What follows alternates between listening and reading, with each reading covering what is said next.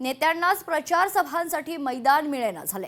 निवडणुकीपूर्वी कुठलं मैदान कोण मारणार यात आता रस्सीखेच सुरू आहे। ठाकरे बंधू आणि भाजप शिंदे सेनेचा छत्रपती शिवाजी महाराज पार्क करिता अर्ज आहे, तर नगरविकास विभागाच्या कोर्टात निर्णयाचा चेंडू आहे। या संदर्भात सविस्तर माहिती जाणून घेऊयात। आपल्या प्रतिनिधी भाग्यश्री प्रधान आचार्य आपल्यासोबत जोडल्या जात आहेत।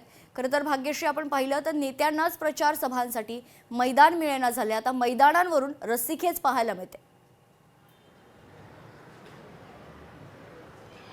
नक्कीच आपण बघतोय की मैदानांवरनं रस्सीखेच पाहायला मिळते। त्याचं कारण 11, 12 आणि 13 ह्या ज्या तारखा आहेत या सगळ्यात महत्त्वाच्या प्रचारासाठीच्या तारखा आहेत। त्याचबरोबर शिवाजी पार्कमध्ये ह्या सभा व्हाव्या यासाठी सर्वच नेते जे आहेत ते आग्रही असल्याचं पाहायला मिळतंय। खरं तर ठाकरे बंधूंनी काल सांगितलं, त्यांच्या वतीने सांगण्यात आलं की 11 तारखेला आम्ही आमची सभा घेणार आहोत, मात्र अद्यापही या संदर्भात कोणताही निर्णय झाला नसल्याची माहिती हाती येते।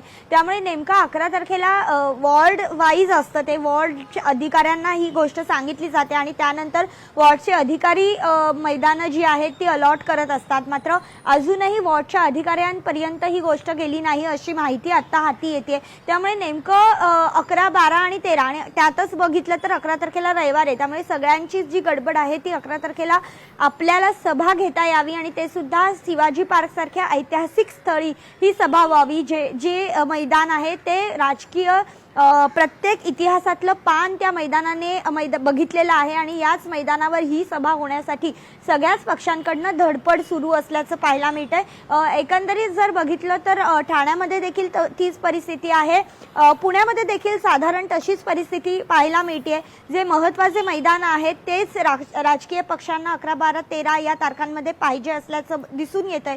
त्यामुळे आता नेमक्या सभा कुठे होणार हे बघणं महत्त्वाचं ठरणार आहे। लोकशाही मराठी ऐका, पहा, जागरूक रहा।